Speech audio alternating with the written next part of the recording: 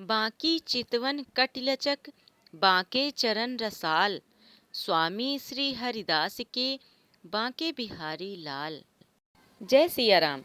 आपके अपने चैनल धार्मिक कथाएं में एक बार फिर से मैं आप सभी का हार्दिक स्वागत और अभिनंदन करती हूँ। श्री बांके बिहारी मंदिर की हिंदू धर्म में क्या मान्यता है, यह किसी से भी छिपा नहीं है। लेकिन उस मंदिर में ऐसे कई सारे रहस्य हैं जिनके बारे में शायद सबको नहीं पता है। जैसे जब हम इस मंदिर में बांके बिहारी जी के दर्शन करने जाते हैं तो स्वतः ही हमारी आंखों से आंसू बहने लगते हैं। तो ऐसा क्यों होता है? इस रहस्य के साथ साथ मार्गशीर्ष मास के शुक्ल पक्ष की पंचमी तिथि को वृंदावन धाम में बिहार पंचमी का उत्सव मनाया जाता है। यह बिहार पंचमी का उत्सव वृंदावन धाम में किस उपलक्ष्य में मनाया जाता है और किस प्रकार से मनाया जाता है, इन सभी बातों का वर्णन आज की अपनी इस वीडियो के माध्यम से मैं करूंगी। तो वीडियो को पूरा देखें। वीडियो यदि पसंद आए तो कृपया लाइक करें और मेरे चैनल को सब्सक्राइब करें। साथ ही बेल आइकन को भी प्रेस कर दें ताकि मेरी वीडियोस के नोटिफिकेशन आप सभी को मिलते रहें। और साथ ही इस वीडियो को शेयर करना भी ना भूलें और कमेंट बॉक्स में श्री बांके बिहारी जी का नाम लेना भी कदापि ना भूलें, क्योंकि किसी न किसी बहाने से भगवान कृष्ण का नाम, भगवान बांके बिहारी का नाम लेने से मनुष्य के समस्त दुखों का नाश हो जाता है।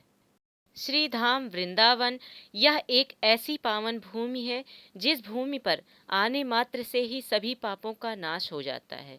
ऐसा आखिर कौन व्यक्ति होगा जो इस भूमि पर आना नहीं चाहेगा तथा श्री बांके बिहारी जी के दर्शन कर अपने को कृतार्थ करना नहीं चाहेगा। श्री बांके बिहारी मंदिर उत्तर प्रदेश राज्य के मथुरा जिले के पवित्र शहर वृंदावन में स्थित है।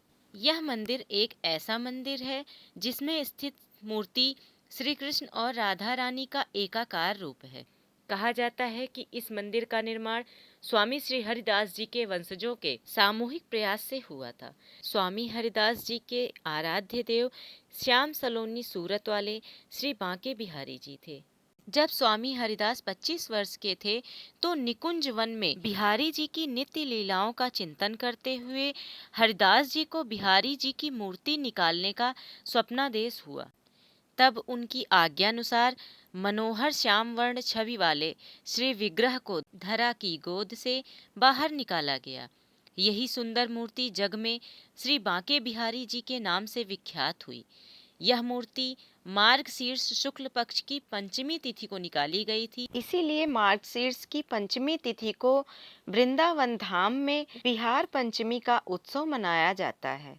बांके बिहारी जी की प्राकट्य तिथि को बिहार पंचमी के रूप में बड़े ही उल्लास के साथ वृंदावन धाम में मनाया जाता है, जो कि इस वर्ष 2022 में 28 नवंबर दिन सोमवार को पड़ रही है। श्री बांके बिहारी चालीसा में भी बिहार पंचमी का उल्लेख करते हुए कहा गया है, मगसिर सुदी पंचमी आई, सो बिहार पंचमी कहाई।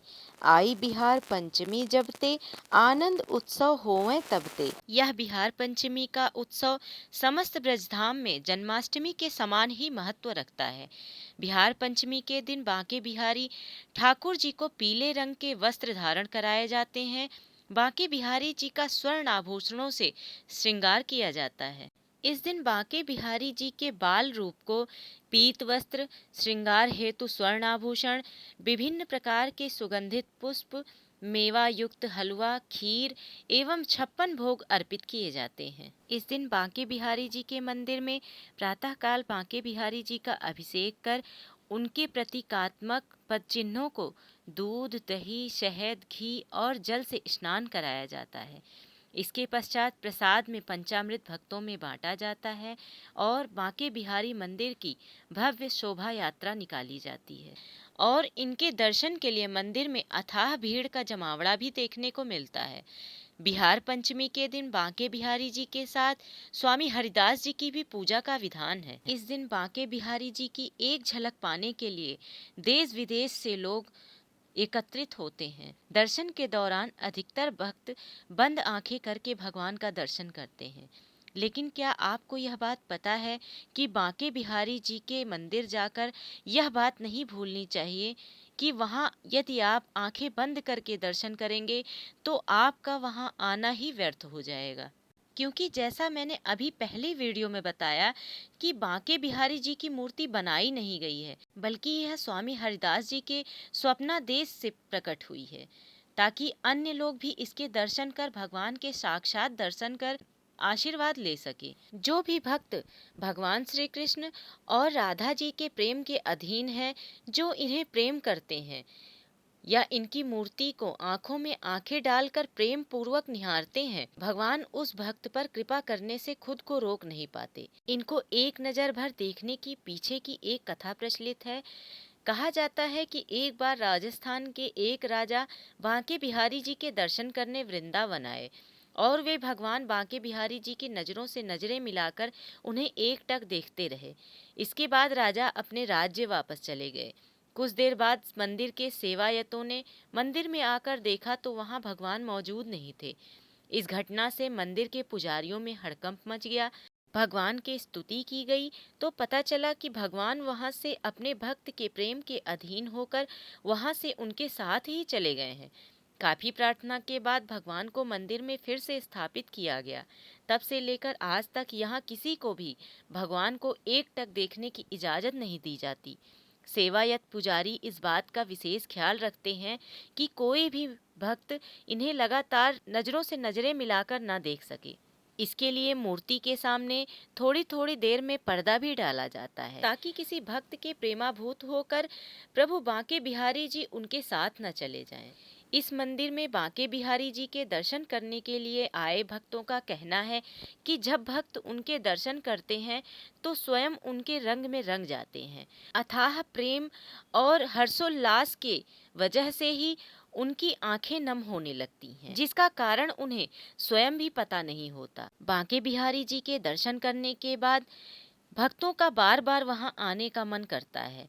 यहां आए भक्तों को कभी भी निराशा हाथ नहीं लगती।